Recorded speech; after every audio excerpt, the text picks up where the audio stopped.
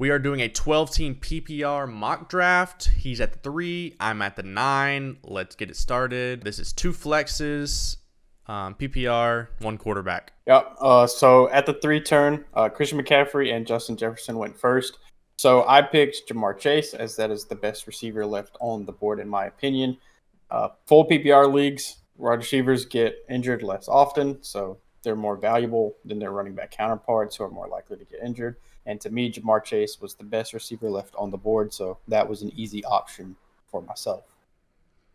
Yeah, and it's kind of tricky at the 9 spot because all the wide receivers and all the running backs and the tight end just went down a tier. So it's kind of my choice here. I do like the wide receivers that I'm going to get, though, in return on the 2nd. So I'm actually going to go a running back here. I'm going to go somebody with a lot of upside that I like this year, and I'm going to draft Saquon Barkley.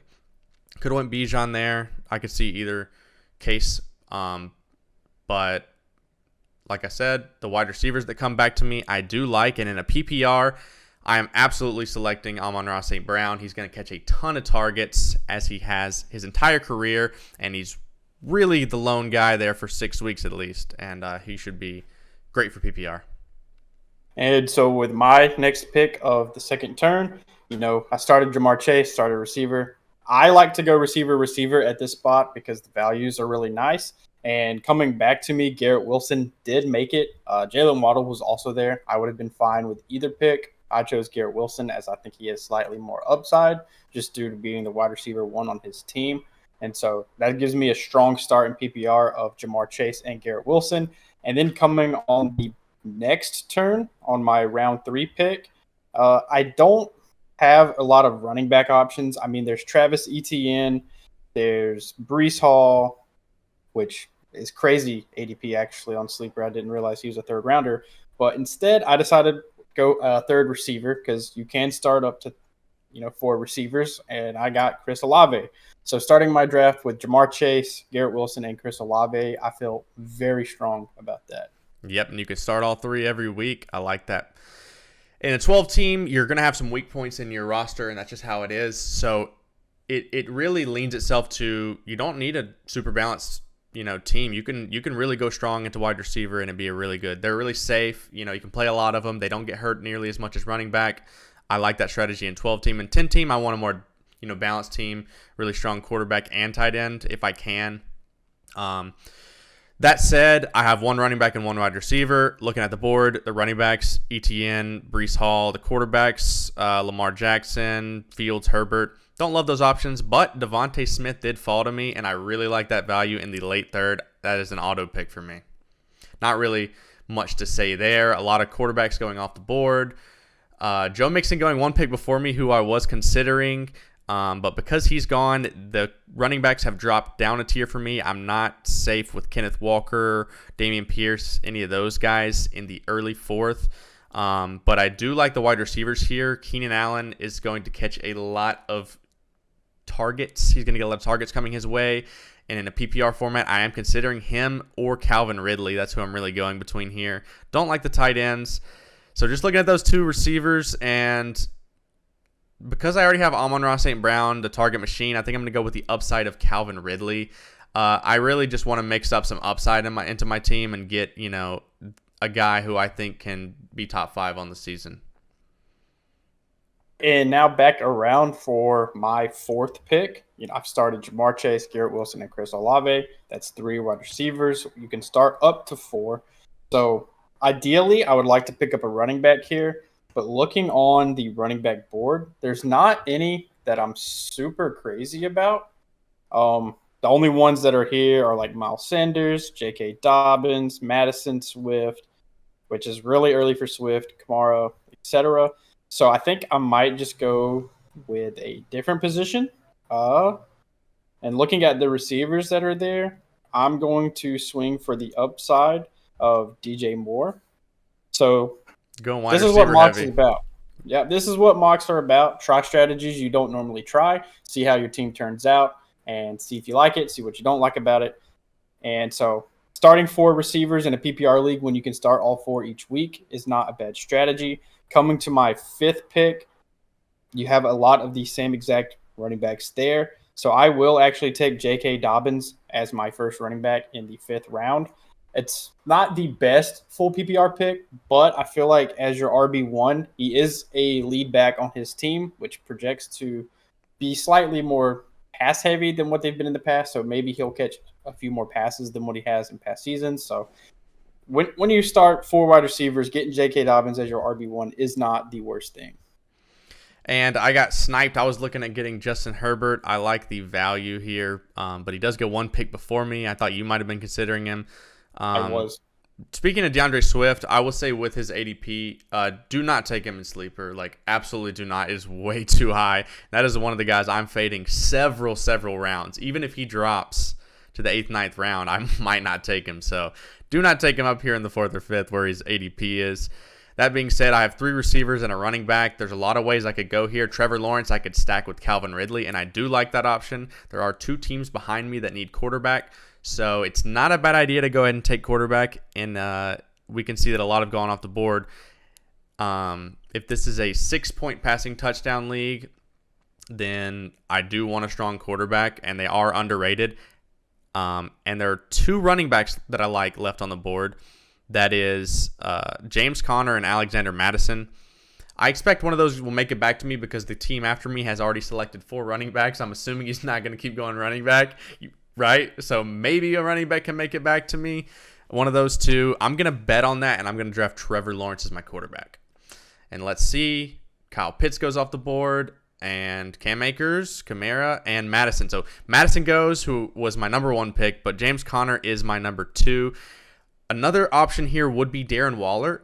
He would be the 6th tight end off the board. 5 have already gone, which is, to me, incredible value. I know, Aaron, you've talked about pretty much this whole offseason that you think your number 3 tight end this year will be Darren Waller, especially in a PPR format. It's really hard to pass up, so I'm really between those 2.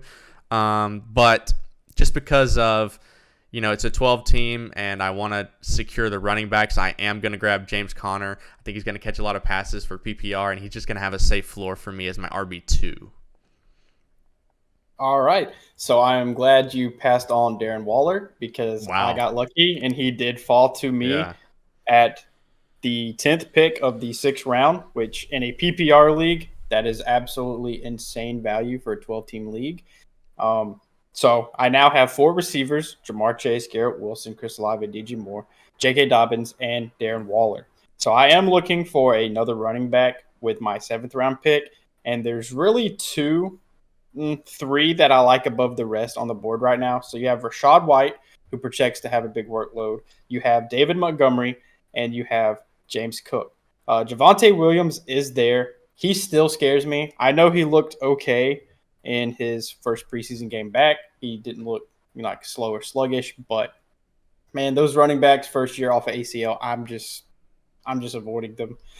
So I did select David Montgomery because I think he is a great running back. He is on a top 5 offense, and the Lions last season had the most running back fantasy points per backfield, and David Montgomery is an upgrade over Jamal Williams.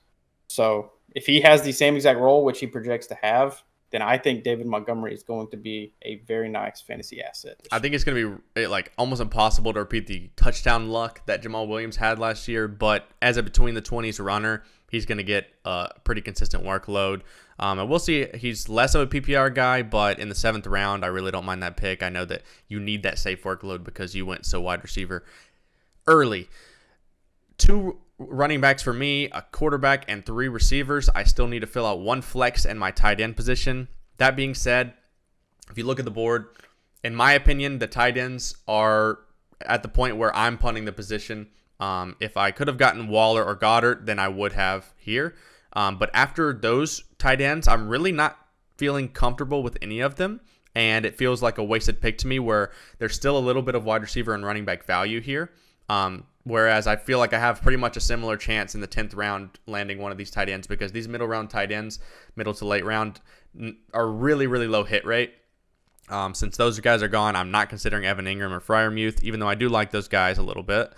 The running backs available, the only one I really like here is James Cook, and that is a consideration.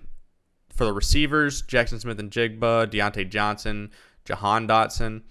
I like some of those guys, but I like the upside of James Cook in a PPR, that he can get a decent, involvement in the passing game. I think there's upside there on a great offense, that he gets a passing role that in a PPR, like I could play him in the flex every week.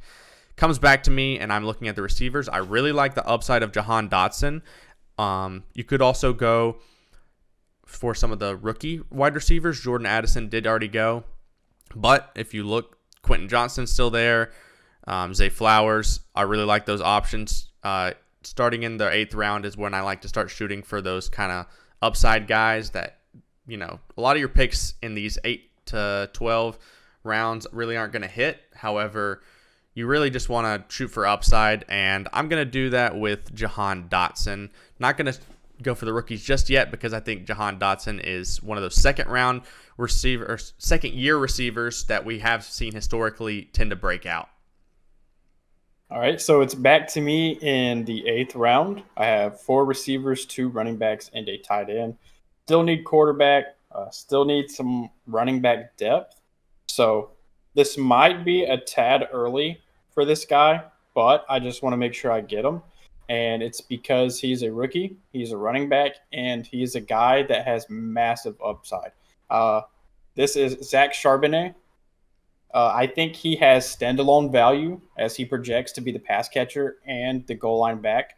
But if something were to happen to Kenneth Walker, Zach Charbonnet would immediately be a top 10 running back. He would have such a workload on a good offense. So those are the home run hitters that I'm looking for in these later rounds. Yep. Like, you don't win leagues by getting floor players. You win leagues by hitting upside and hitting on those upside players. So I'm not going to take someone like Brian Robinson, who, yes, he has probably a good workload. But it's going to be split and on a worse offense than the Seattle Seahawks. It's on a bad offense. Yeah. He's not going to catch many passes, and who knows how many times he's going to have to score. And in PPR, Charbonnet absolutely could get the receiving role and could get the goal line role. It's yet to be seen. You do not have a quarterback, and every other team has taken a quarterback. However, you are near one of the turns. What is your strategy on quarterback? So that's what I was looking at. We are now in the 9th round. So I was debating, should I go quarterback or should I go one more running back? Because there is one running back on the board that I do like, and he's about the last one that I feel like is a starting caliber running back, and that would be Khalil Herbert. Quarterbacks that are there currently, you're going to be Aaron Rodgers, Anthony Richardson, Kirk Cousins, Geno Smith. I will say on Sleeper, quarterbacks ADP are pushed up compared to Yahoo and ESPN's ADPs. So I know Anthony Richardson, Rodgers, Cousins, they're usually 10th to 11th and 12th round picks on ESPN and Yahoo. But on Sleeper, they're going like 8, 9, 10 range. So Anthony Richardson is staring me right in the face. I think he has the chance to be a great rookie quarterback.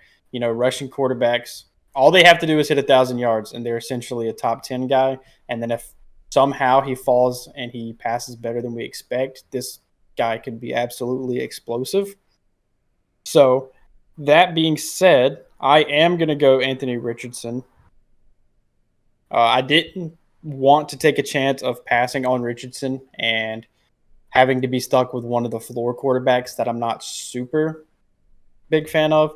Now, if you get stuck with Aaron Rodgers, I don't hate that. I just don't think he has the ceiling upside that we were talking about before that some of these rookies have. So you passed up on Khalil Herbert, and now I think he is the last running back that I really like. I do like A-Chain, but as of recording this, we have no update on his injury in the preseason. He was carted off the field, I think, with a shoulder injury. So because we don't know that, I'm actually going to go with Khalil Herbert as the last running back that I really like, and probably the real last running back I'm going to draft.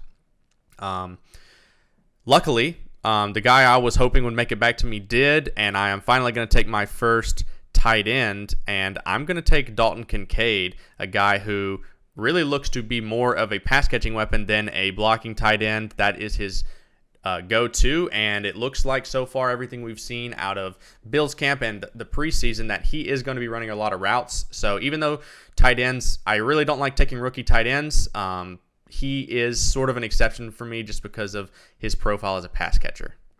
Yep.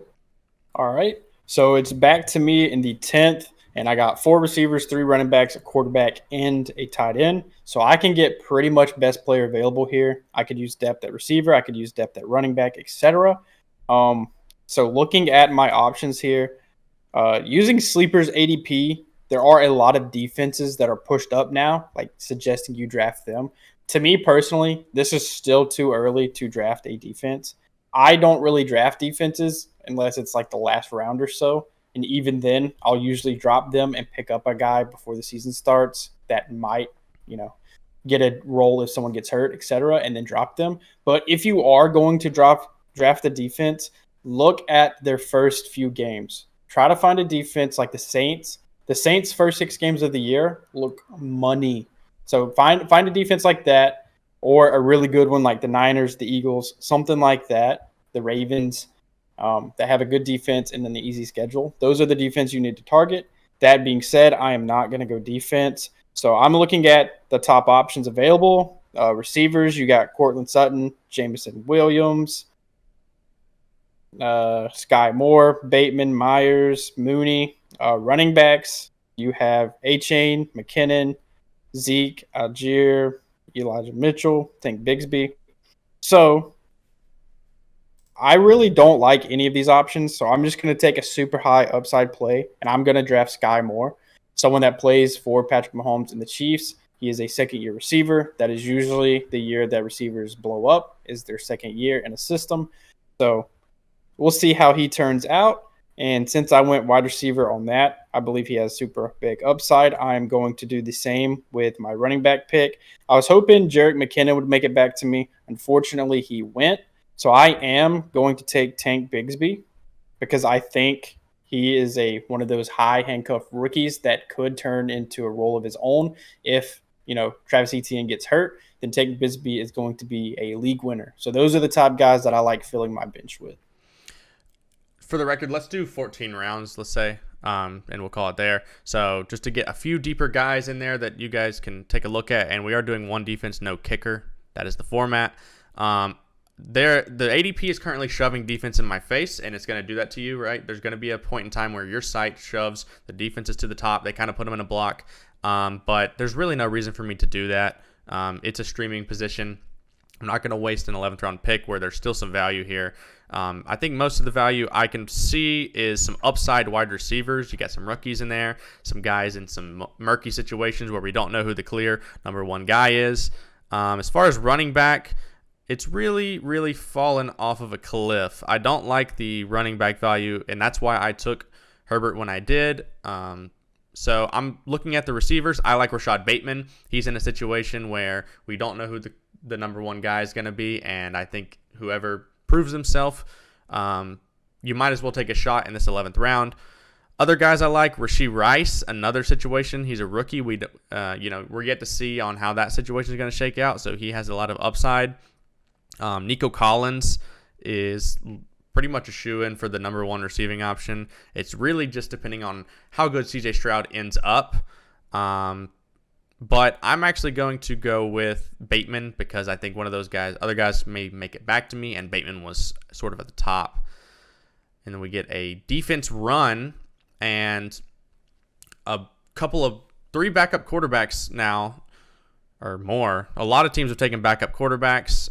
This could just be the site, but in a lot of home leagues, people will take backup quarterbacks. If you get a solid one, like I have Trevor Lawrence, I'm not looking to draft a backup quarterback. If injury happens, I can figure it out. But I'm really shooting for upside that he doesn't, and I'll figure out the bye week when it gets there. Aaron, on the other hand, did take Anthony Richardson. Are you looking to take a backup before the draft is over? So this is actually what I was going to talk about on my next point. So I went back and looked at the point where I took Anthony Richardson, and I was debating between him or Herbert because the RB landscape is murky. I looked, and between my Richardson pick and my next pick, Rodgers, Geno Smith, and Kirk Cousins all went. So I'm glad I took Anthony Richardson, or Yeah. else I would have been absolutely, left in the dust at quarterback. So with that being said, Daniel Jones and Jared Goff have also come off the board already. So the only quarterbacks left are going to be Russell Wilson, Bryce Young, Derek Carr, those type guys. So at this point in time, I am not going to take a backup quarterback. I'm going to ride with Anthony Richardson. And actually, if I were to take a backup quarterback, I think it would be Kyler Murray. Someone that if he starts the season out on the pup, you can just plug him into your IR If you have an spot IR and slot, not have to worry about it. and you can pick somebody else up. If he doesn't start the season on the pup, then you know he's going to play within the first 4 weeks. Otherwise, they're stupid for not putting it on pup. So that's kind of a win-win there. You either get your backup with that by far has the most upside of anyone on the board right now. That's a quarterback. So that's a win-win. So if I was going to take a backup insurance policy for Anthony Richardson, Kyler would be my play. But I'm not going to do that. I'm just going to stick with Richardson. To touch on the running backs here, it's pretty barren. It's a wasteland, honestly. Just stuck with handcuffs, rookies, etc. There is one starter left on the board, and that is going to be Raheem Mostert. He's the only starting running back left on the board, and I am going to take him as I do need just some starting running back potential because of my team's makeup. So, high-scoring offense. He looked good at times last year. He looked good in the preseason so far. I know it's preseason. It doesn't really mean much, but that's good depth for me. With my next pick, my last non-defense pick, I don't feel like I need wide receiver depth because I have Jamar Chase, Garrett Wilson, Chris Olave, DJ Moore, and Sky Moore. I could go with some of these rookies like Jalen Hyatt, Jonathan Mingo, Nico Collins. I know he's not a rookie, but Zay Jones, Justin Ross, some of these top guys. But honestly, I feel like I could just pick them up off the waiver before the season started if I wanted to. So I actually am going to pick up another running back. And this is something I like to do. Take a couple of loose end running backs at the end of your draft that could be handcuffs. And if the person in front of them gets hurt, before the season starts or something, and you just looked yourself into a bell cow. And then if nothing happens, you can just drop them for your defense and kicker before the season starts. But I did select Jaylen Warren of the Pittsburgh Steelers, and that is because, A, he has standalone value. So he's a massive sleeper for me. If any of y'all saw the preseason game, he broke a 62-yard touchdown on his lone carry of the game. The coaches saw that, and they were like, yep, he's good. Get him out of here. He didn't play again. So that was early in the first quarter too. Yeah, that was like the first or second drive, I believe. And so he's going to have a role. Najee is not going to be a bell cow this year. He's going to have a role. And then if something is to happen to Najee, I think Jaylen Warren could be an absolute league winner. All right, and with my pick, I have 4 running backs. I've got a bunch of receivers. So I'm not looking at receiver. I think I've taken the upside I need there. A quarterback and a tight end. I could take another tight end just to take another stab at it. We got a couple of rookies left on the board, but I already took one, so I'm not really looking to do that. Dawson Knox, Gerald Everett, Taysom Hill. Not really options I love. I think I'm more going to work the waiver if I need to on tight end. So with my last pick, you went with the player that I was looking at, Jaylen Warren. I like that late round upside. Jeff Wilson is still there and is a player who, we don't know what's going to happen with A-Chain and definitely could get, some starting work. That being said, though, I'm also going to shoot for upside, and I'm just going to take Kareem Hunt and see where he signs. If it's somewhere I don't like, then I can just drop him. He's my last pick, and I can get somebody off the waivers. Or if he does sign in a favorable situation, I don't know what teams are looking at him currently, but you never know. And he's a really talented player. I think he could be decent for fantasy if he signs somewhere lucky. Last pick needs to be a defense. And I don't care how good the defense is. I really care about how much I like them in the first week because I'm going to drop them as soon as they have a bad matchup. And we really don't know how these defenses are going to pan out until the season starts anyway. Our rankings are going to change a lot more than these individual players because there's just so many variables involved. So I'm going to actually take the Jacksonville Jaguars, who in week 1 get to play the Indianapolis Colts. And the Colts have a rookie quarterback who is completely unproven. and Jonathan Taylor's currently holding out. Their offense is sort of a mess in general. I don't like the Jacksonville Jaguars defense that much, but in week 1 I do. So that's why I'm taking them there. All right. And now it's up to me for my last pick, which again has to be a defense because that's what Sleeper makes us do. So I'm actually going to draft the New Orleans Saints defense, and that is because their schedule is super juicy. They start off with Tennessee, Carolina rookie quarterback, Green Bay, which we have yet to see Jordan Love in meaningful moments, Tampa Bay, whose offense projects to be bad, New England, Houston. So your first 6 games, you can pretty much just leave the Saints in there. Now, obviously, if they come out week 1 or 2 and get absolutely shredded, you do not have to stick with them just because their schedule looks good. You can drop them and pick up a better defense off the waiver, etc. But at least looking at schedules, they look to be, the best schedule there. All right, so that does it. That's our 14 rounds. Let's take a look at the full board. And as you can see, completely different strategies, which is what we wanted to represent here because there's not one way to win a fantasy league. Aaron, you started off 4 receivers. How do you like your team? Looking at it now, I actually really love my team.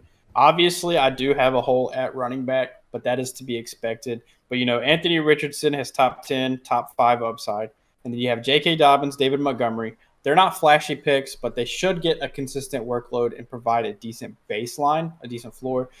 But then my receivers / flex of Jamar Chase, Garrett Wilson, Chris Olave, and DJ Moore. I have 100-point upside weekly with my 4 receivers that I can start every week. I absolutely love that. And then Darren Waller at tight end. He, like you said, when I picked him, he is my candidate to be tight end 3 on the year. I think he's going to have an amazing year. And then my bench doesn't provide great depth, but has tons of upside there. So all I need is for one injury to swing my way, and my team is set. All right, yeah. So you really punted quarterback in favor of really stacked wide receivers, which is a pretty safe strategy. I think if DJ Moore hits, you have a good chance. And since you went 4 receivers early, you really nailed the upside running backs late in the draft, which I really like. So guys like rookies like Charbonnet and Bigsby, rookie running backs really can hit, and I really like getting those guys. Warren is a really talented guy who, if anything happens there, he could become the starter at some point, or there could be a Najee Harris injury, so he's a handcuff with upside.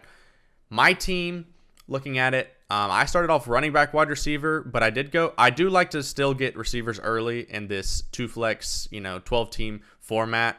I did get more of a heavy hitter at quarterback with Trevor Lawrence, and I stacked him with Calvin Ridley, which is another upside play. And then rounding off my running backs with a safe pick, James Conner, a workload pick, who I think is going to have a safe floor, and an upside pick, James Cook in his second year on a really good offense.